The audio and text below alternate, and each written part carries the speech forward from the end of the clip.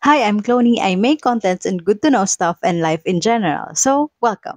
And now, what are the benefits of solo living?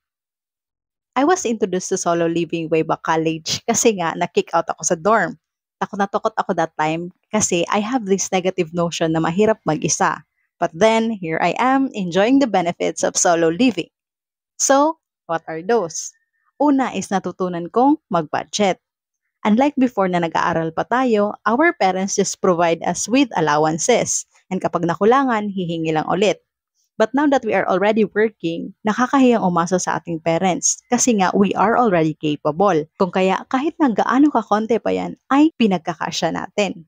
Pangalawa is natutunan kong maging independent. Kung dati nasasanay na kapag umuwi, meron ng pagkain, ngayon, you do everything by yourself. Maglaba, magluto, maglinis, kahit na pagod ka pa. Pangatlo is natutunan kong maging responsible. Given that I am in control, I have the freedom to decide on my own. And with that, alam ko na whatever happens, it's on me. Wala akong sisisihin kasi nga, I am responsible of my life. Pang-apat, is self-development.